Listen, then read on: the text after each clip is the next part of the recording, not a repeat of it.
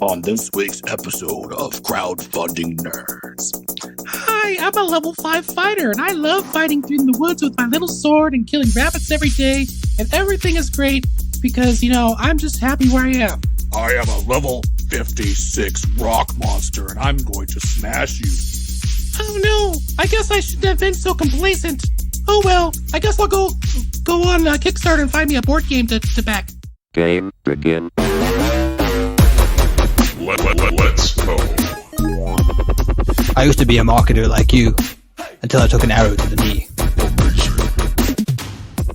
Hey everybody, and welcome to another awesome episode of Crowdfunding Nerds. I am your host, Andrew Lowen, and I am joined by Sean and Rick. Welcome to 2024, and we have a nerdy, fun topic for you that's really just been grinding my gears. I want to talk about complacency and what I see that causes campaigns to. I mean, it's a new year. You've got your goals and New Year's resolutions and everything like that. Hopefully you didn't quit on them by the time you actually listen to this podcast. And for the 1% that are, hopefully all of you that listen to this are the 1%. For the 1% that intend to actually carry through on their New Year's resolutions, or maybe you made resolutions on December 31st because every day is the same. And 1 year or the year turning doesn't make a difference really. This podcast is for you. My resolution is the same as last year's. Okay, well, 1920 by 1080. Just continue to be awesome, or Just using the same monitor. You see, you're a dad. You can make jokes like that. Oh, mine changed. I had to get a bigger one because Andrew gives me too much work.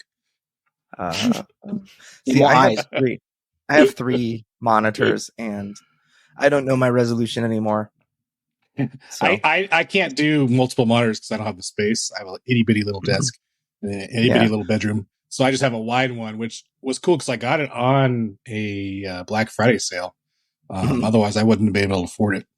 And it's wide. I don't know what the dimension is, but it's like two screens in one. So is it one of those that are like bowed, like kind of a curved screen? No, those are really expensive. Yeah, I have to be a little budget wise on my ordering. So no, this one's just I saw somebody with one of those things. It's like, dang, it's basically three monitors next to each other where you can block one, like you full screen your internet browser and it takes up like a third of this massive screen in front of you. Yeah, those like, are about 1,000, like, I think. Wow. Yeah, that seems. I know that it was possible to play League of Legends on three monitors, and you could see all three lanes at the same time. No way. That's cool. So at one stage, I was selling professional laptops to gamers, and that was one of our selling points. Oh, you could play League of Legends and look at all three lanes at the same time. Holy cow. Because there are laptops with three display ports. I miss that game. I haven't played that in a while. I was a mid player. I still watch it on, like the World Championships. Every October, November, I always watch the World Tournament, and kind of get back into League and whatnot. I want to say it's the biggest esports event of the year is the League of Legends World Championships. There are like over 1 billion people that watch it, which is pretty wild. But yeah, I used to play mid was my main role, and so it would be nice to have a monitor that looked at like the river right above me and the river right below me for mid, so that I got ganked less. That would be nice. I sucked at mid. Mid was not my good game. Yeah. You just strike me as a support player, Rick. Yeah, I was more defense. I was either the upper or lower, and I just went down the tower line. Yeah, Sean, you strike me as the AD carry, the guy that's like just trying to farm and then pwn all the noobs 1v9 at the end of the game. It's like, all right, I geared up, I'm leveled and totally tricked out. Now no one can beat me. So, but you can't do that on a private server. I never liked League of Legends, never got into it. Yeah. So I bet you know what you're talking about. You got no lols, no LOLs for you. Let's get back into this topic at hand. So let me kind of, I know that we, Sean introduced this at the beginning of the episode, but I wanted to talk about complacency, specifically for, no, this is going to really help, I think, first-time creators, but specifically this is for people who have run a crowdfunding campaign, because I see the same problem kind of reoccurring, and just we've done well over 150 crowdfunding campaigns now, and we've brought many of those clients to e-commerce and, supported them through retail and everything. And there's this thing that happens when somebody, and myself included, I get, my next Kickstarter campaign, I've got now at least 5,400 emails that are a part of my list, and they regularly open and other things like that.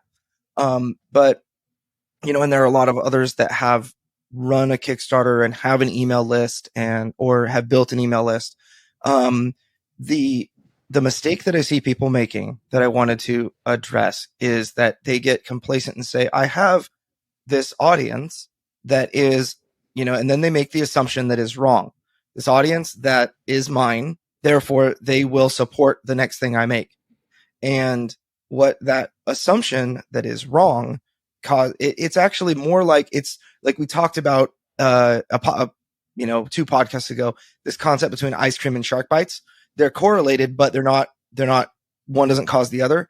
When there's more ice cream consumed, during the summertime, it also happens that there are more shark bites in the summertime. So the more ice cream that's consumed, the more people get bitten by sharks is not correct. It's the summertime. There's a missing piece, which is that it's hot. So people eat ice cream, but it's hot. So people get into the water. So that the actual link between ice cream and shark bites is the heat of the summertime. And so that third element missing totally gets people to make the wrong conclusions. So the problem in a marketing sense in regard to complacency is that I have an email list of people that backed my last game or that know about me and that receive my content. Therefore, they will support my next campaign because they've already supported one or something like that. And so I think that the missing component is that people support things that they want. So if you're sending, we see, the most common problem is where we see people like they make one kind of game and, they fund that on Kickstarter, and then the next game is a completely different genre, completely different theme, like a lighthearted party game, and then the next game is like a super heavy dungeon crawler. And that's just not going to attract the same type of audience and everything. So that's like the easiest example to point out, but there are others. And so, we've had a couple of these that have kind of occurred over the years that we've been doing this. And I just thought I want to make a podcast for people that will help them avoid this problem. So what are you guys' thoughts? Do you have any thoughts to start us off? Well, I'm thinking maybe before we dive into the weeds, we define complacency, because it's a word that people might not use too often in their vernacular. So, Andrew, how are you defining that term and what do you mean by it? So I guess it's where people feel confident in their current position. So as a company, you've got your email list. Maybe you have a product that is good that people wanted, and you've achieved some measure of success, and that measure of success has caused you to rest on your laurels a little bit instead of, when you, imagine back to when you're hustling for your very first project, you're working hard. For me, I worked super duper hard to get one person to care. I remember some weeks I would have one person sign up to my email list, and that would be like, I would have been lucky to have that one person. And I hustled to make that happen. After a while, we started running ads. We, got a little more notoriety. We had, at one point we had 400 people jump on our email list in like 3 hours because a post on Board Game Revolution community went viral and whatnot. But that was all from work that, just plugging, hitting the pavement and working and trying to share about the game, bringing it to conventions and other things like that. So now I'm not able to do the work that I did at that time. I have more children. I have young children, now a 6-week-old baby or a 7-week-old baby.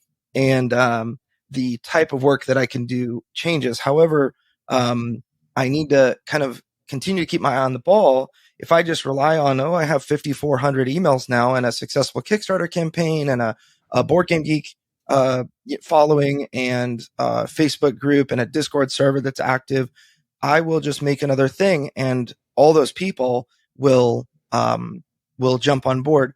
That's where what that kind of mental position would cause would be, I wouldn't necessarily keep those communities actively engaged myself. If I'm like, hey, I need to earn these people's respect. I need to earn these people's, we'll say, their willingness to participate. I need to make sure that they're on board by engaging with them and making sure that this content is what they want and all of that. That's the attitude one needs to have. But if you don't continue to engage, you realize, if you think, I mean, I've heard several times for our own projects, and I know others will have heard this too. If you run a good Kickstarter campaign and you deliver and everybody's happy or whatever, you're going to get people that will tell you, I'll back every single project you make. And that's a really awesome thing to hear. It definitely strokes my ego a little bit when I hear that. But I don't think it's a two birds in the bush versus one bird in the hand, as the saying goes. It's better to have one bird in the hand than two birds in the bush. Don't know why it says that, but Unless your hands are bushes. Yes. So the moral of the story, your hands should be bushes. But I think that the idea is that it's easy for somebody to say, I'll back everything that you come up with, but then when the time comes, there are a million reasons that are reasonable that they wouldn't. And so it's not something that should cause you to stop working or to stop trying to earn even that person's, I guess that person, we'll say like that person's vote or that person's money, that person's backing, right? In the end for your next campaign. So was that a good definition? How would you guys define complacency? Well, I'd say this: crowdfunding nerds wouldn't be here if we were complacent. Crowdfunding Nerds is operated by Next Level Web, which is our marketing company. And back in during the horrible COVID times, Yep. When you're an internet marketing company and 90% of the businesses that you market are closed, you have no business. And we're also located in Southern California, which is probably one at the time was one of the more sealed places, one of the more closed off places. Yeah, and at the time, Andrew had a Kickstarter advertising campaign he was running, and then he had another one, and we're like, "Hey, this looks good. Maybe we should talk about this." Yeah, but yeah, and I still remember our first little podcast we recorded in your office. It took like an hour, and it was like 4 minutes or something. I don't even think it's that. It's like 2. Yeah, and I think it might have been 2 hours that it took to record, right? But yeah, so I mean, we had to change. We had to get out of our comfort zone of just doing, marketing for websites and look at marketing for other things during that time. And of course, here we are. And that was like, 3 years ago now? Yeah. That's right. We're over 3 years of podcasts now. It is interesting because on the SEO marketing, the small business side of things, I mean, every board game publisher is also going to be a small business. But what I'm talking about, we do organic SEO marketing to get people to the top of Google in like, plumbing and roofing and solar and, a million other industries like that that are more service-based businesses rather than product-based. And that's a lot of what Rick does. And what I find is that there are some people, so like in the area that I live right now is Central Texas, it is very, very busy if you are a contractor. You have a lot of work. There's a lot of new home construction. There's a lot of people moving into the area that need a plumber, that need a painter, that need a new fence or whatever. And those people are all slammed busy. And they're so busy that they're not looking for work, that they have, between like 3 to 6 months of lead time before they can get to the next, before they can get to your project. And that's something that, every handyman is just booked out, as far as can be. And I find there are companies that get into these positions and they become complacent, where they're like, oh, I have so much work. I'm just trying to, juggle the work that I have. And they don't work to, they don't use the money that they're making. They're making a lot of money and they do not. So the complacency problem is that they fail to reinvest some of that money into their future, into future proofing themselves for marketing.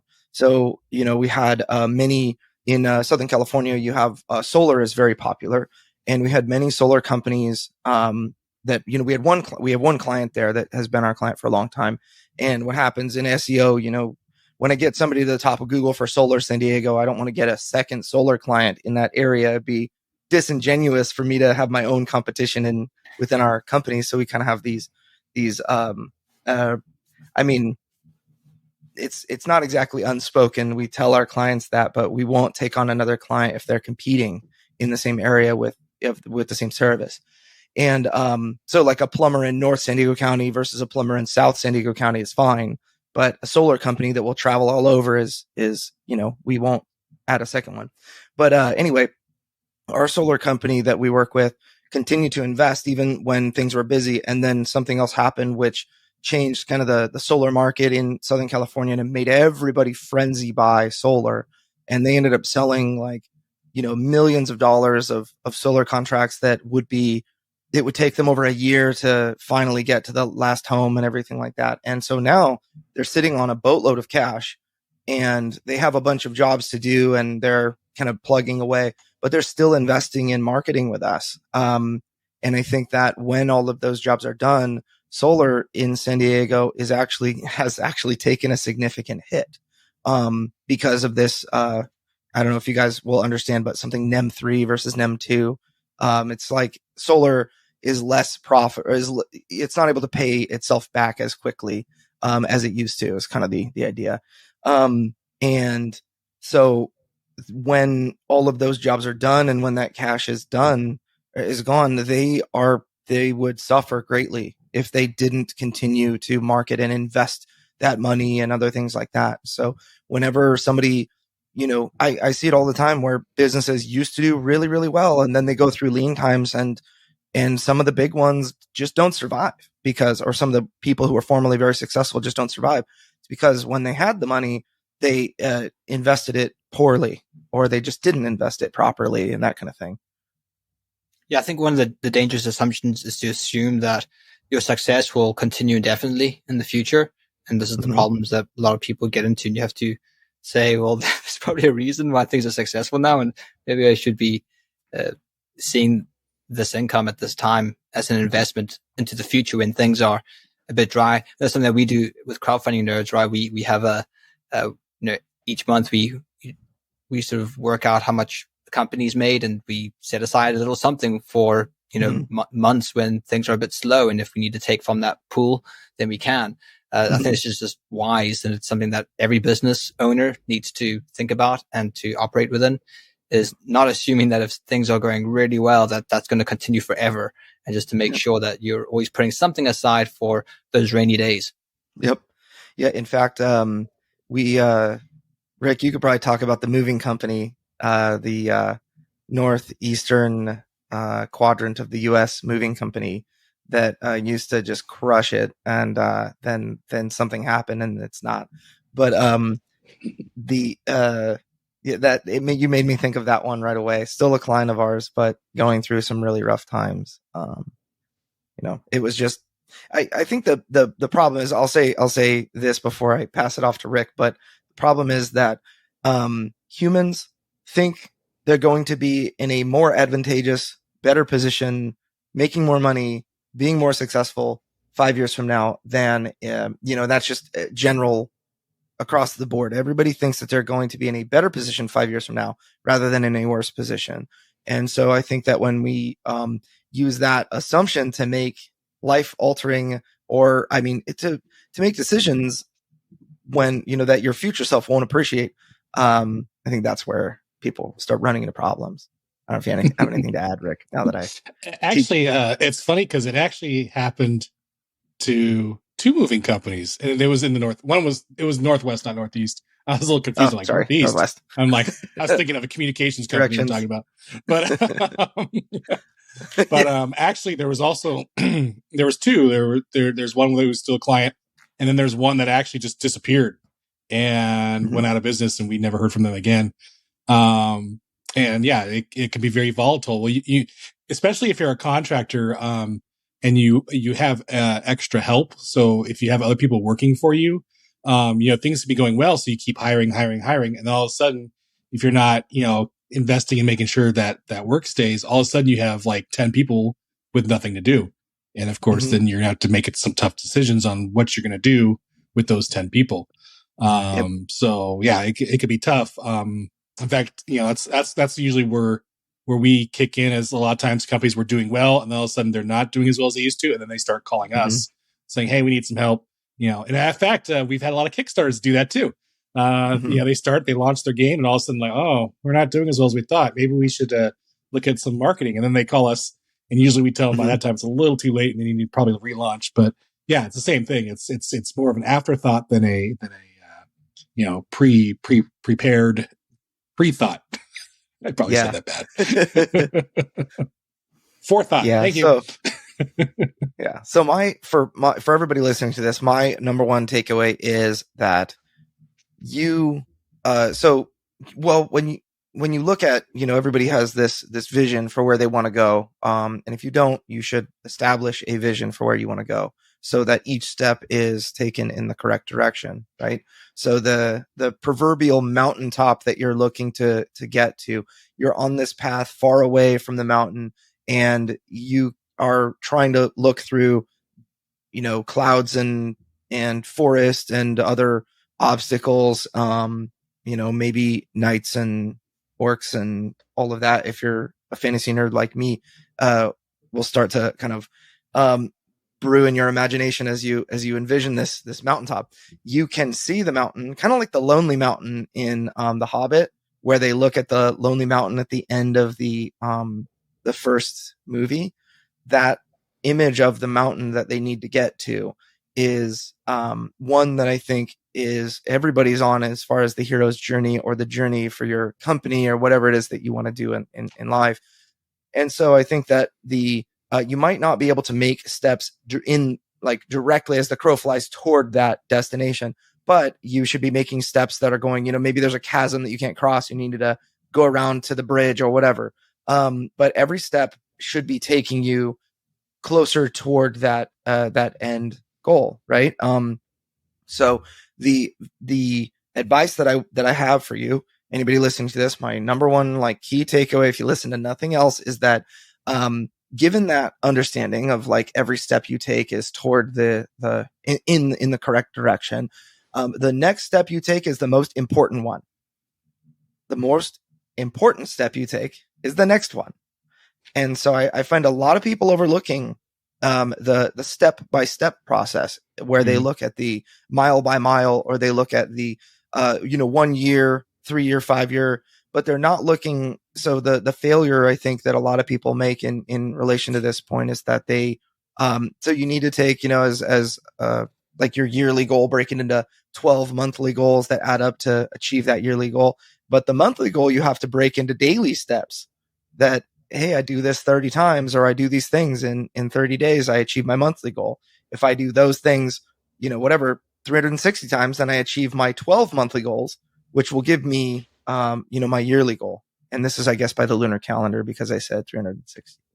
I don't know if you guys do that, but it's something that I do with my wife. To be honest, we haven't done it in a while, but we tend to make 6 month goals. Every 6 months, we just get together as husband and wife, and we set 6 month goals. And it's good because we can hold each other accountable, but we also then break it down, those 6 months into, okay, well, what do I want to get what do I want to achieve in 3 months? And we sort of help each other work out something that is realistic, but it's also achievable.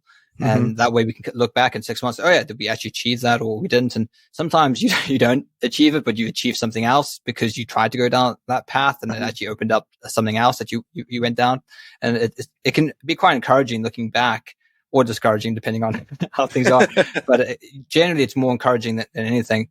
But I think it's important. It's something that I'm actually due to do recently, just sit down with my wife and go through and do 6 month goals. And I think that's just important on a personal level, but then also in your business as well. And it's something that we've done with Crowdfunding Nerds. We got Jacob on. We had a goal to bring him on full time by a certain date, and we achieved that goal. And that's it's a good feeling when it's like, okay, we worked hard, we were able to achieve that. And so now we need to set goals moving forward after that fact, and so on and so forth. Yep. Yeah. So let's see. Let's talk about some of the so complacency takes many forms. My question to you guys is, what actions that somebody might take in a like that somebody that would go to crowdfunding, like a board game publishing company or whatever, what does complacency look like in a company like that? Or I mean, in any company is fine. I'm sure that everybody can apply this to, these potential situations to them. You guys have one? Or shall I start? Okay, I'm going to say. I thought Richard was about to speak, but he's coughing apparently. So. Cranky, his name on the podcast, we have video open just for cues and everything. And his video title is Cranky Old Man. Well, and like for the work I do, complacency is doing the same thing and then not doing research and seeing what's changed. Google, back in the good old days, Google would update their algorithm maybe once or twice a year. This year alone, practically, especially the last half of this year, they've updated their algorithm every single month. And what worked one day does not work the next day. And you have to keep trying to find what works and what doesn't, and then apply those methods. It's sort of like almost like a rabbit hunt, where you're out there and one time you catch the rabbit and you think, oh yeah, I know where he lives, where the rabbits live. I'll go to the same place again. And all of a sudden, they're gone. So now you got to go and find a new rabbit hole. Pretty much that's the same thing there. Almost for Kickstarter. I think complacency is just being like, happy or satisfied with where you're at and not looking at moving down the line or looking at, or if you are looking down the line, you're looking too far down the line and not, to what the next thing is, or you don't look at also you don't think of a disaster. I'd call like schools. When you were in school, you'd have your fire drill and you'd have your here in Southern California, we had earthquake drills. And back in the 50s, they used to have nuclear bomb drills, which who knows why they did that. But anyway, everybody get under your desk. Yeah, that's going to save you from this nuclear bomb that's going to go off. Or if you're like Indiana Jones, you just jump into a lead-lined refrigerator and all is good, right? But yeah, so, you need to also not only look at where you're going, but you also need to look at what to do if you don't get to where you're going, or what to do. You should have contingencies for everything. For example, first thing, before you launch your Kickstarter, you need to have a contingency of, what do I do if I don't make my goal? Or what do I do if I don't make what I want to make? Because sometimes people, have, they set these superficial low goals just to make it look like, oh, look, I 1,000 times my goal on day one, just to make them, excuse me, just to make them look really good. But then, of course, they make their goal. That's not what they really actually needed to make the game. And now they're in trouble because, they made their goal and people think it's all good. And they're like, wait, we don't have enough to make this game. What are we going to do?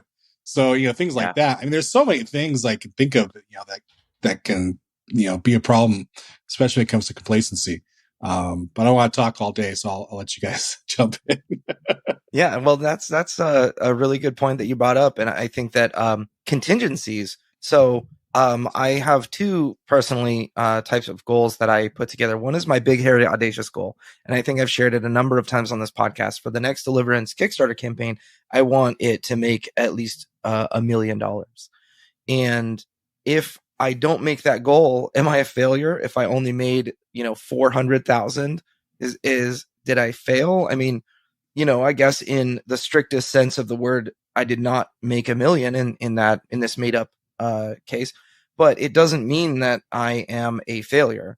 I think that success is paved with failures. So over and over again, as a business person, you should be failing, and you should be failing on a regular cadence.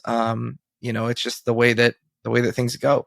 It'll be nice in heaven. There won't be any weeds, any setbacks, but that's not the way it is here. And so you've got to just number one, give yourself some grace. Like if you didn't happen to achieve a goal, you're not perfect, you're fallible, and you just need to like chill and reevaluate. So I think that you need to give allowance for unknowns. You need to give allowance for the market itself to say how much they liked it. I mean, maybe, we made $314,000 in our Kickstarter campaign for Deliverance. I'm hoping that the market will say, we love this so much that a bunch of other people jump on board. And that's how we make our $1 million. If the market tells me something else, it doesn't mean that people don't like the game. It means, if we don't make $1 million, it just means that that I have more work to do. I think, I've always felt like, I've always wished rather that I would just have like one key moment where all of a sudden, like some huge famous movie star like The Rock shares on his Twitter that he's playing Deliverance with his family, and like the president of the United States is like, oh wow, that's really cool, and retweets it. And then, it just like Asmodee is like, I need to Why are you laughing, Sean? buy a That's really 20% serious. stake in your company for $1 billion. That's what would be nice. But I don't, as far as I know, The Rock, I don't even know. I don't even use Twitter. So, I barely use Twitter, but, X. Yeah, X. So, Whatever. Yeah. Twit So this. Yeah. I ran ads on X to see if it worked. It didn't work very well, but, You got X on X. yeah, I mean, it's just low returns, better to put that money to Facebook. Well, I can advertise your game. I got this bald head, that I can sort of look like The Rock. $20 Be my next and I will pay for the tattoo. My next cosplay. So, yeah. No, I think one way to fight complacency is to sort of harbor this attitude of gratitude and not constantly looking to the future, but sometimes looking back, because you might not be where you want to be, but you're not where you used to be. Came from. Yeah. That can be quite encouraging if you can see progress in your life and where you're moving. The fact that you even got something successfully funded, you have a small community of people who are standing behind you. That in and of itself is something to be quite grateful for, and to steward that wisely, because not everyone has that. And that took a lot of work to generate, and not to sort of take for granted the kind of positions that you're in and the opportunities afforded to you. And I think this can be a danger when you have a larger audience, and this is what we've sort of been talking about, because success sort of breeds success. Sort of, it's easier to build an email list when you have a larger email list. You have more people to mobilize, and I think the danger then is to sort of think that. I think the danger always arises when you start looking at success people more in successful terms of, than you. That as well, but also if you that. start looking in terms of numbers, right? If you start number crunching. Because behind those numbers are people, and that's the thing that you're, as a business, you're serving people, you're providing goods and services that help them achieve something. And if you're just looking at numbers, it very quickly can become a numbers game. And you need to look at numbers. It is important. But if that's all that you're doing, you don't realize that there's actually people whose lives are being impacted by the things that you're doing. Mm-hmm. I think your attention can start being, you can put you're focused on the wrong things. Instead of satisfying your customers, it can be about reaching certain arbitrary numbers. And that's just a path for disaster, I think, in the long term, where, you're hitting these numbers, but what do they mean? How does it actually impact the market? How is it actually satisfying your customers? Is it going to provide long-term satisfaction, which makes people want to come back to you and build your brand? Or is it just a quick cash grab that makes the numbers look good, but, your business is not going to last 10 years. Right. Yeah. I'll mention one other thing is that, going back to my own experiences, I made a kind of a tactical combat dungeon crawler, and, I look at other more successful launches, looking at something like, Marvel Zombies or Nemesis. You see that on GameFound? Nemesis. Yeah. It's like, what did they hit? $9 or 12 $10 million? $12 million. $12 million. 400,000. Yeah. It was the third largest campaign ever, behind Kingdom Death Monster and the Frosthaven campaign. Amazing. They had a $900 pledge level for all the Nemesis stuff. I mean, I don't think my house could fit all the boxes that would arrive. And I definitely don't think that I would be able to play all of them, but I thought that was a really great ad. It's like, tell your wife you want this for Christmas or whatever. That's pretty cool. But it was amazing. And but if I look at that, 41,000 backers. yeah. And I'll be honest, like I want that too. I want that for Deliverance. And I think that it's my big, hairy, audacious goal to one day be one of the biggest games like that. But who knows if that's truly achievable? I'm going to try to achieve it, over time. But if I look at a company like that and then I judge myself based on, okay, they were able to do this in so many years and I'm not where I should be and this and that, that is, a false equivalency, I think is the correct phrase. Like it doesn't, I shouldn't be upset at, and this is actually really common with creators, where somebody will achieve success and it will make others jealous. Like this is something that really, really that happens all the time. And I've had many cases myself where I really, really try to advocate for other people and just be a good dude to others. But I mean, when other people have success, sometimes it's like it's a little stab of like, oh, I don't have that success. I want that, but I don't have it yet. And you kind of have to fight this urge of just feeling sorry for yourself or being jealous of someone who's more who's further ahead than you or who achieved more success. And again, it's a false equivalency. You're in a different situation than them. You have a different product than them. And your road is going to look different than theirs. So, it's, if you are the person who has achieved success, I mean, there are people that would dream of earning $300,000 on Kickstarter. I've done that. And I'm not satisfied with that at all, and I'm there and I'm like, okay, I realize $300,000 is like a tiny little blip on the radar of, these companies who are more successful than mine. My goal is to now do this or whatever. But, I think the point you made, Sean, about looking back, just, look back and see where you've been. I mean, there was a point where I just had this idea and wanted people to experience it and just put together a cruddy paper prototype and, took it with Rick to our first convention and had people say the game sucks, like that. That was where we started. I was just about to say, I was listening to a call with a client today and they were talking about their Discord. And I sent them the Deliverance Discord. Like, here's an example of what to do. This is a very active community. Here's some things you might want to try yourself. So, like, even that, there was a time where the Deliverance Discord didn't exist. And now look at it. It's full of people. There's people jumping on wanting to play games, asking questions. There's conversations happening. So that's something to look back and be like, wow, this didn't exist at one stage. Now it's being used within our company as an example for other people saying, hey, mimic this, copy this. Yeah. I was just going to say that utilizing early feedback is very important in a game.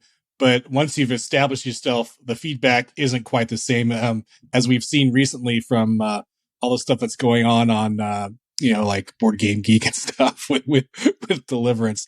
Also, in this podcast, we've talked so much about, your first Kickstarter campaign and the things to do to be successful. However, we don't talk as often about your second or third or beyond campaign. So maybe we should talk about some complacencies in going into that second. And we've sort of briefly talked about a few there, but let me just go over a few that many people may get stuck in. Now, for example, Andrew discussed assuming this is relying solely on your reputation of the first campaign makes you assume that your second will actually succeed. That's one that a lot of people will make. They're like, hey, I did great on the first one. Like, let's say you make Uno. Everyone knows what the game Uno is, but they made a game called Dos. How many people played Dos? What is that? Never it's going to go great because we made Uno. Yeah. So, like Andrew was saying, he did some side notes that we have here, but he was in his side notes. He actually said, was saying that, you want to plan your next campaign with the same, rigor or, like as your first campaign, and to continue to conduct research, gather feedback, and maintain your marketing strategy. Another thing that people, now there's this next step is the theme of the game or the innovation of your game, your next game. And there's two parts. One is, the people, who did your initial Kickstarter with you, you did a game in a specific genre, and you just make a quick expansion, assuming, being complacent, assuming that it's going to do really well because you just, it's an expansion of the first game, which sort of goes along with the first thing I talked about. But also people go the opposite and do like they go, the game was a cooperative, player game, and now it's a zombie apocalyptic single player blood and gore game. I don't know.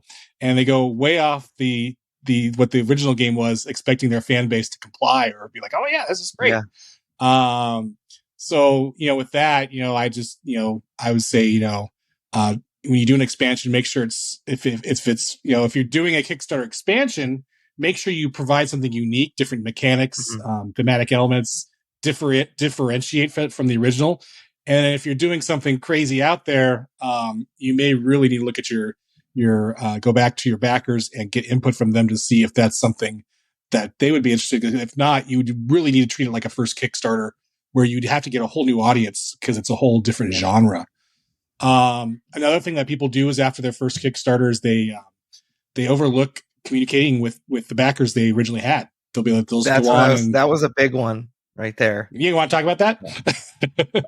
Oh yeah. I mean, so it's one of the biggest things we have where you say, and it's very natural for somebody that is a creative type that made something creative that people really loved to say, I will go back into my cave and then make something else people will love, and I will come out and then everybody will cheer for me. And in actuality, everybody forgets who you are, and there's nobody, when you emerge from your cave, there's nobody waiting for you. And you just have to happen to strike the right balance of, what the market wanted at the time. This to me is represented by failing to send emails to your existing list and failing to really engage with people in all the mediums that you should be engaging. For us, we've, as Sean mentioned, we've got Discord, Facebook group, Board Game Geek, and our Kickstarter updates, as well as our email list.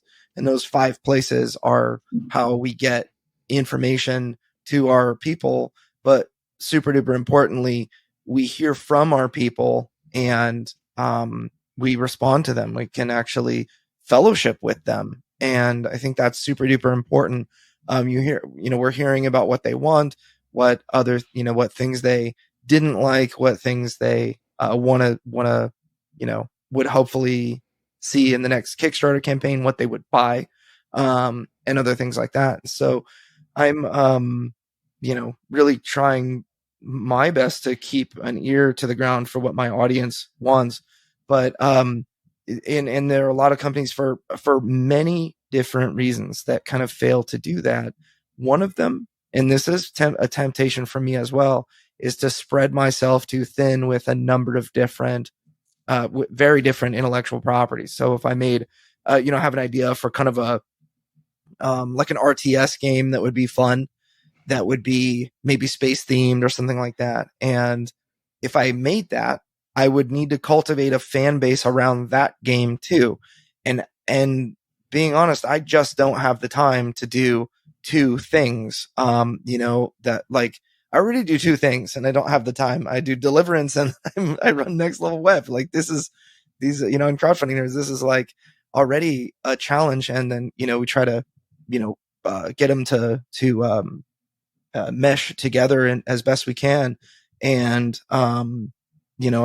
it's one of those things that I see companies that have multiple different types of games. They really don't have the resources to be able to, build and keep communities engaged in all of that region, or all of those different intellectual properties.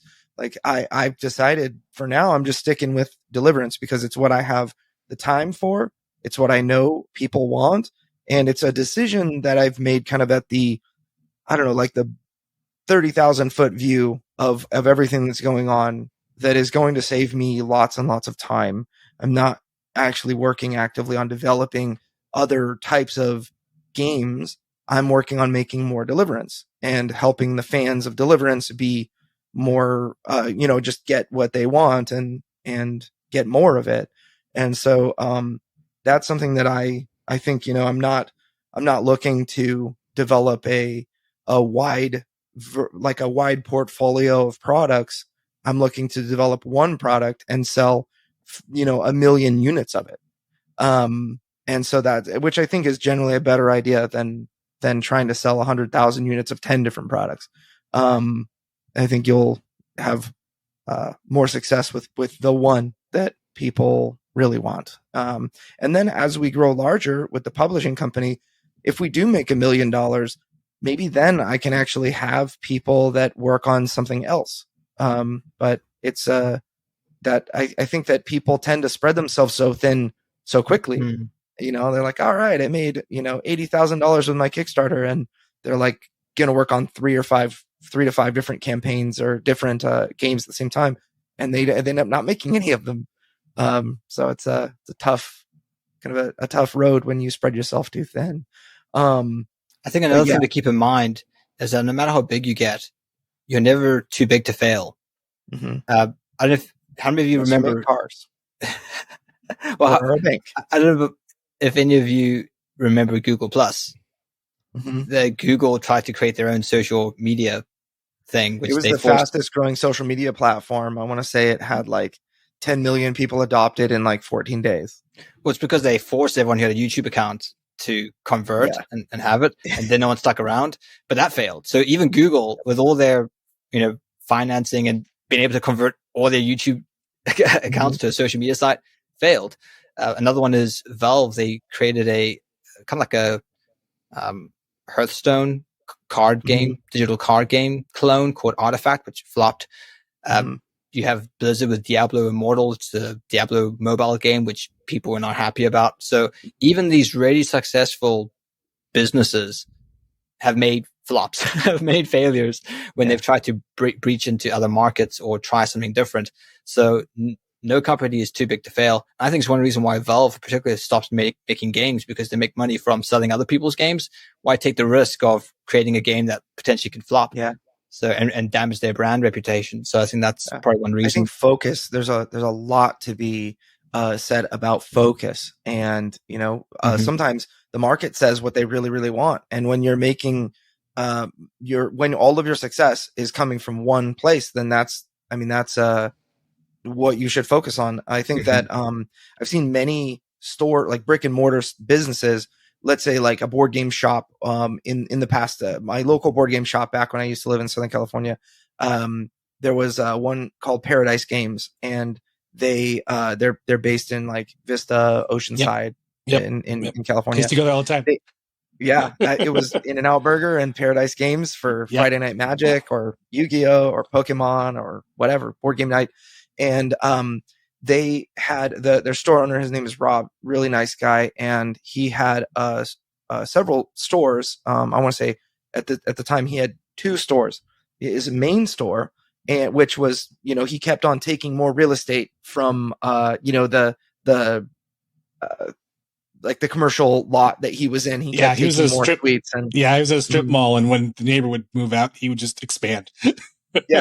And which is great. That business is doing really well. But he told me one day that his other business was just the other location just kept losing money. And the only reason that it existed was because the first location was so profitable. And so what he ended up doing was, after like a 5-year lease or whatever, he ended up closing down that second location and just continuing to invest in the primary location, which I think that the reason for this is because, he was able to be he was either going to have to divide his attention between 2 or just focus on the one that worked. And I think that it, for whatever reason, maybe a combination of the staff or the situation in the other location was just not right, and maybe was going to take too much work. It was just more worthwhile for him to focus, and that business is still very successful and ever expanding. So I think there's a lot to be said for just focusing on what is currently working and doing more of that. Right. So we should wrap it up. Yeah, we can wrap it up. So hopefully, and I'll leave us with one last thought. I know that many of our listeners are indeed, like you said, Rick, like first time creators looking to go to Kickstarter or GameFound to make the dream happen. But I also know that many of our listeners are they have multiple Kickstarter campaigns and they're very successful. First of all, I think the final way that I'll mention to avoid complacency is to continue learning. And just simply by listening to this podcast, it's our goal to share so that you guys can kind of ever expand your horizons, right? And so if you're listening to this podcast, it's a way to kind of avoid complacency because you're learning about what we're doing that's working and not working and everything else in between. We try to use first-hand examples, which is why we talk about Deliverance so much, is because that's the thing that I made that I'm in the middle of doing all the things for, and all of our clients. We try not to name if there's anything negative, but we try to share those experiences with you guys. So all the people that are listening that have published a game and are aiming to publish more, or have published a line of games and are looking to publish more, we kind of rely on you guys to extrapolate lessons from anytime we're talking about a first-time creator. But I hope you guys find the podcast valuable. So with that said, I guess we can wrap our episode on complacency. Rick, you want to take us away? And that's all the time we have for this week's episode of Crowdfunding Nerds. I'm being very complacent right now because I'm saying the exact same thing I say every week. You shouldn't do that. But if you look live, now I can't even talk.